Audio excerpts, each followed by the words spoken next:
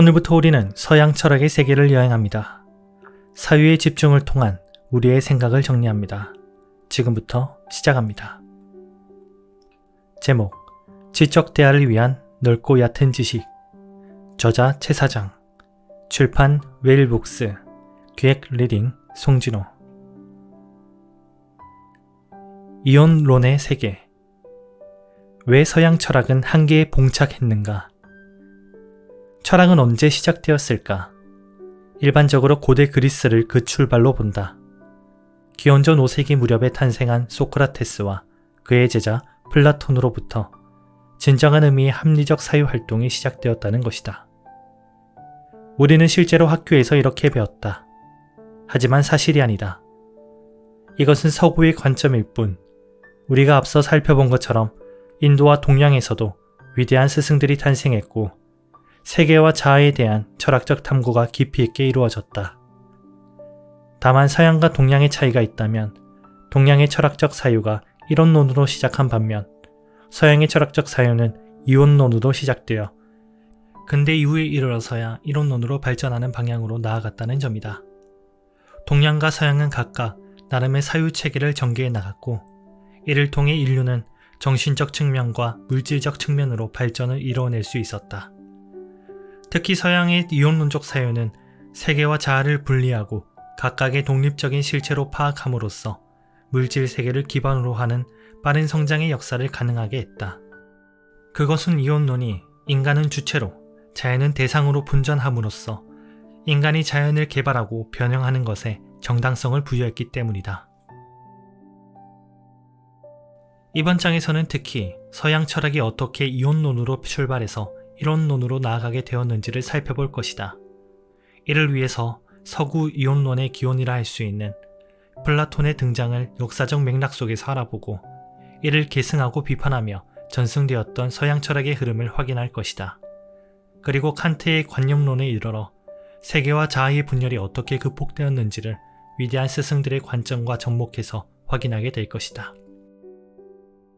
고대 그리스 문명이 언제 시작되었고 언제 끝났는지에 대한 정확한 기준은 없다. 느슨하게 잡으면 그 시작은 지금으로부터 5600년 전까지 거슬러 올라간다. 하지만 이는 우리가 일반적으로 고대 그리스와 연관해 떠올리는 시기가 아니다.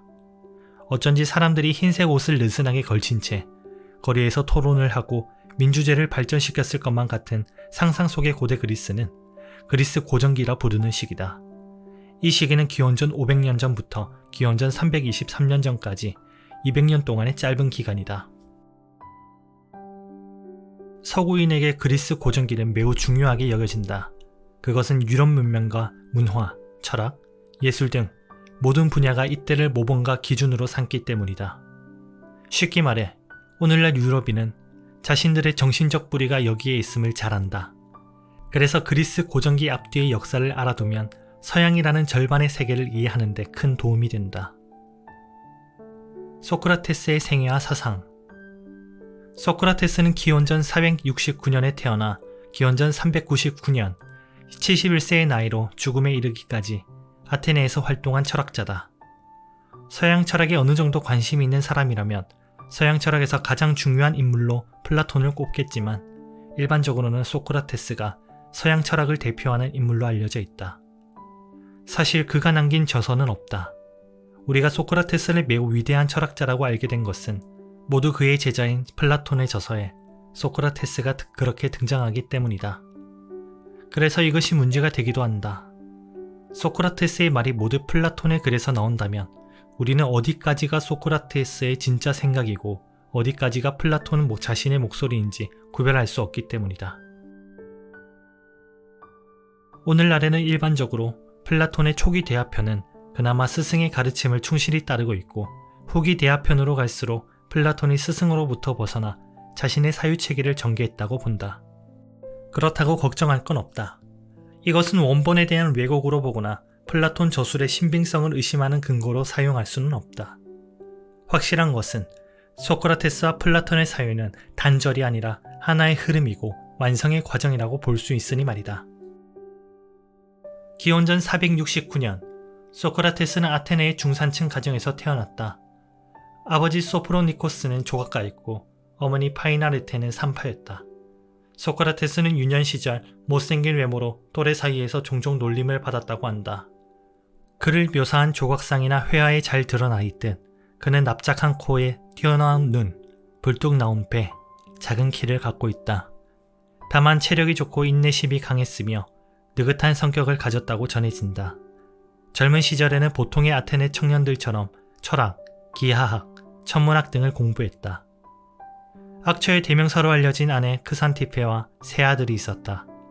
30대 후반부터 40대 사이에는 3번에 걸쳐 펠로폰네소스 전쟁의 중보병으로 참전하기도 했다. 소크라테스와 관련된 일화 중 가장 널리 알려진 것은 그가 받은 신탁에 대한 것이다. 그의 친구이자 제자였던 카입 네포는 어느 날 델포이 신전에 가서 사제에게 신탁을 청했다. 질문은 이 세상에서 소크라테스보다 현명한 사람이 있는가였다. 신탁은 없다라고 나왔다. 당시 아테네에서 신의 지위는 오늘날의 일반적인 종교 정도가 아니었다. 신성모독은 사형까지 가능한 죄였다. 물은 사람이나 그 대답을 들은 사람이나 신탁을 장난으로 혹은 실수로 생각할 수는 없었다.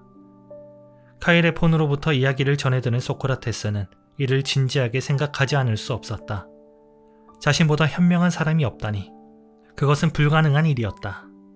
당시 아테네에는 이름난 소피스트가 수없이 많았고 권력이나 부면에서 뛰어난 사람도 얼마든지 있었기 때문이었다. 그래서 그는 지혜롭다고 소문난 사람들을 찾아다니며 자신이 지혜롭지 않음을 증명하려 했다. 정치인, 시인, 장인 등을 만나 그들과 대화했다. 그리고 결국 소크라테스는 알게 되었다. 자신이 그들보다는 그나마 덜 무지하다는 것을 말이다. 왜냐하면 그들은 실제로는 그렇지 못하면서도 자신이 무엇인가를 매우 잘한다고 착각하고 있었다. 반면 소크라테스는 최소한의 자신이 무엇인가를 잘 알지 못한다는 사실 정도는 알고 있었다. 이것을 무지의 지라고 한다. 진정한 현명함이란 자신의 무지를 지각하는 것에서 출발할 수 있음을 소크라테스는 알고 있었다. 소크라테스는 진리가 외부에 있는 것이 아니라 사람의 내면에 잠재하고 있다고 생각했다. 진리는 일방적인 가르침이나 학습을 통해 주입할 수 있는 것이 아니라 적절한 질문과 대답을 통해 스스로 정립하는 것이라고 보았다. 그래서 소크라테스는 사람들에게 질문을 던지고 그들의 대답 속에서 모순점을 찾아 다시 질문하는 방법을 반복함으로써 사람들을 아포리아, 즉 막다른 길로 몰아넣었다. 이 과정에서 사람들이 스스로의 무지를 깨닫고 그 지점에서 진정한 의미의 철학을 시작할 수 있기를 바랐다. 소크라테스의 이러한 대화 방법을 산파술이라고 부른다. 산모가 혼자서 아이를 낳는 것이 아니라 산파가 자신의 경험을 토대로 산모의 출산을 돕는 것처럼 소크라테스는 자신도 다른 사람이 진리를 잉태하고 출산할 수 있도록 다만 도울 뿐이라고 생각했다. 플라톤의 중기대화편 파이돈에는 육체와 영혼에 대한 소크라테스의 생각이 잘 드러나 있다.